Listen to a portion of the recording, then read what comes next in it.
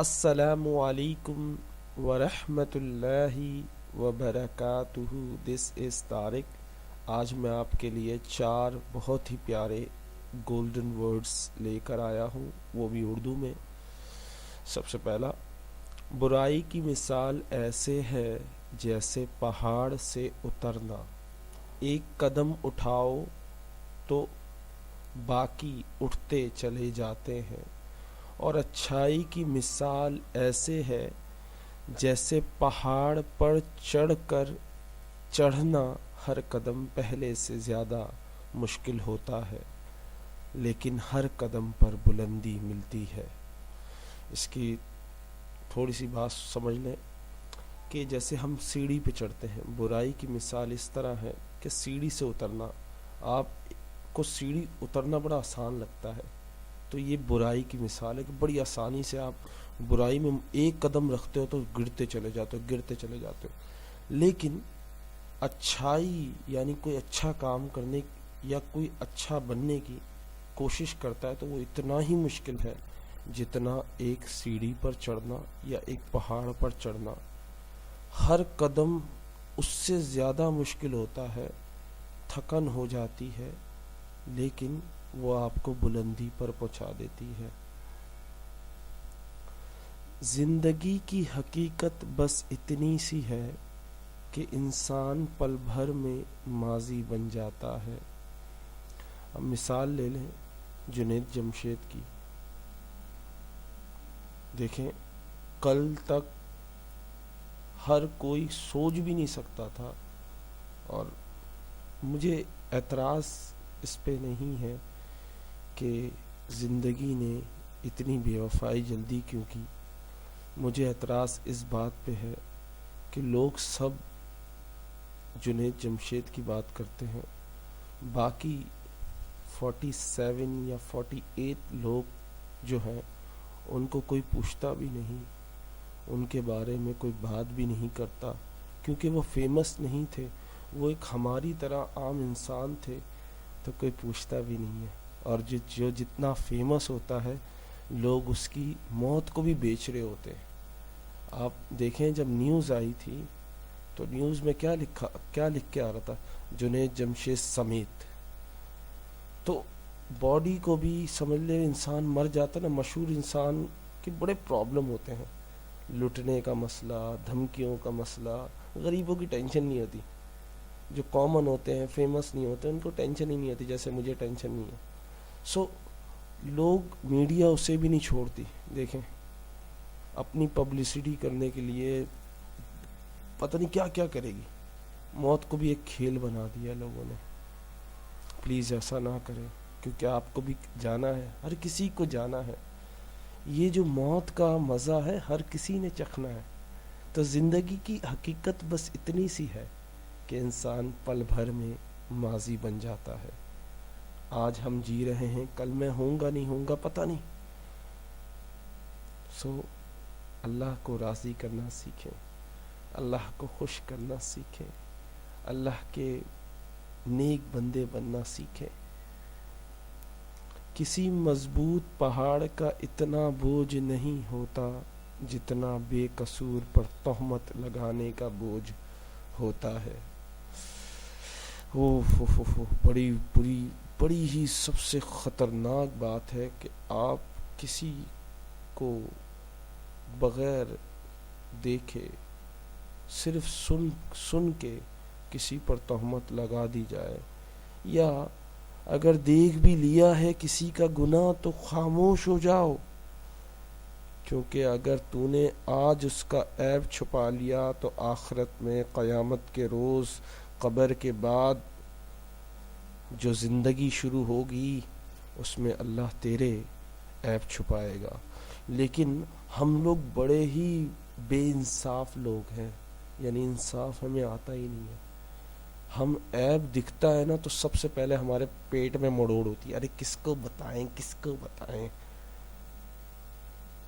آپ کا سب سے اچھا عمل یہ ہوتا ہے کہ آپ کسی کا راز رکھو. اگر کوئی آپ آنکھوں سے کچھ دیکھ لیتے ہو تو صرف اس کی عزت کے لیے کہ وہ بھی ایک انسان ہے، اگر یہی آپ کے ساتھ ہو, آپ کے بارے میں کوئی بولے تو آپ کو کتنا برا لگے گا.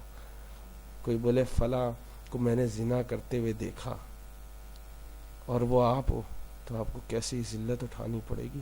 دیکھو اللہ اور اس کا معاملہ ہے, اللہ اس کو جو چاہے سزا دے, لیکن آپ بلا وجہ کسی کا گناہ, کسی پر تہمت, لوگ تو دیکھتے بھی نہیں ہیں, لوگ تو صرف سنی سنائی باتوں پر عمل کر لیتے ہیں, تحقیق بھی نہیں کرتے کہ حال یہ سچ بھی ہے یا نہیں ہے, بس الزام لگا دیتے ہیں. کسی کو کوئی الزام, کسی کو بدکاری کا الزام, کسی کو فحاشی کا الزام, بس ہمیں الزام لگانے آتے ہیں, ہمیں دل توڑنے آتے ہیں. دل جوڑنا ہم نے سیکھا ہی نہیں. آپ میں سب مطلبی لوگ ہیں, سب اپنے منافع دیکھتے ہیں, سب اپنی جیبیں بھرتے ہیں, سب دوسروں کو تڑپتے ہوئے دیکھ کر تسکین حاصل کرتے ہیں, تکلیف میں دیکھ کر آ بھریں گے کیا یار کتنا ظلم ہوا ہے. لیکن کہیں نہ کہیں ہم وہی حرکت کر رہے ہوتے ہیں جس پر ہم افسوس کر رہے ہوتے ہیں. اس بارے میں سوچئے گا ضرور, یہ بہت اہمیت والی بات ہے. جاتے جاتے بھلے شاہ کا ایک شعر سناتے جاؤں. چل بھلیا اتھے چلیے جتھے سارے انے, نہ کوئی ساڈی ذات پہچانے نہ کوئی سنو منے. اس سے وضاحت سمجھ لیں, بڑی گہرائی والی بات ہے. یاد رکھیں, ہم لوگ سمجھتے نہیں ہیں. چل یار بھلیا ادھر چلتے ہیں جدھر سارے اندھے ہوں, نہ کوئی جانتا ہو نہ کوئی پہچانتا ہو, ایسے اندھے ہوں, نہ کوئی ہماری ذات پوچھے کہ تو کس ذات کا ہے, نہ کوئی ہم سے پوچھے تیرا مذہب کیا ہے, نہ کوئی ہم سے پوچھے تیرا فرقہ کیا ہے, نہ کوئی سنو مننے, نہ کوئی ہمیں بڑا بولے, نہ کوئی ہمیں سیٹھ صاحب, او بابو جی, مرشد صاحب, ایسے کوئی الفاظ نہ استعمال کرے. ایسی جگہ چلتے ہیں جہاں سب اندھے ہوں, جہاں کوئی کسی کے لیے ذات کا ایشو نہ اٹھائے, نہ کوئی کسی پہ فرقے کے لیے ایک دوسرے سے لڑے, نہ جہاں پہ کوئی نفرت ہو. بس ایسی جگہ چلتے ہیں جہاں محبت ہی محبت ہو, اور وہ دنیا میں ایسی جگہ کہیں نہیں سوائے عبادت کے اور آخرت کے. یا تو عبادت میں اتنے لگ جاؤ کہ وہ سکون حاصل کر لو, یا تو جب زندگی اختتام ہوگی تو سکون وہاں پہ ہوگا اگر آپ نے اپنے لیے کچھ اعمال لے کے گئے تو لوگوں سے نفرت کرنا چھوڑ دیں, محبت کریں. ذات, مسلک, فرقہ پوچھنا چھوڑ دیں, کیونکہ ہم کسی سے دوستی کرتے ہیں اس کا اسٹیٹس دیکھ کے, اس کی ذات دیکھ کے. ہمیں صرف ان لوگوں کی پرواہ نہیں رہی جو باقی مرے, کیونکہ وہ آپ کے اپنے نہیں تھے, آپ انہیں جانتے نہیں تھے. جسے جانتے تھے آپ نے اس کے لیے رونا شروع کر دیا, لیکن باقی جو لوگ تھے وہ بھی تو انسان تھے, ان کے لیے بخشش کی دعا مانگ لیں, ان کے لیے کچھ کر لیں. مگر ہم نے تو جسے دیکھا ہے, جسے سنا ہے, جسے چاہتے ہیں اسی کے لیے کریں گے, اور کسی کے لیے نہیں کریں گے. ہم محبت میں اتنے اندھے ہو جاتے ہیں کہ حقیقت کو پہچان ہی نہیں پاتے. میری بات بری لگے تو معذرت, اگر اچھی لگے تو اپنے دوستوں سے شیئر کریں, اور جاتے جاتے میرے ماں باپ کے لیے دعا کریں. یا اللہ میرے ماں باپ کو صحت اور خوشیوں سے نوازے, ان کو صبر اور شکر کرنے والا بنا دے, ان کو ہر قسم کی برائی مایوسی سے بچا لے. اے ہمارے رب, مجھے بخش دے، میرے والدین کو بخش دے، اور دیگر سب مومنوں کو بخش دے۔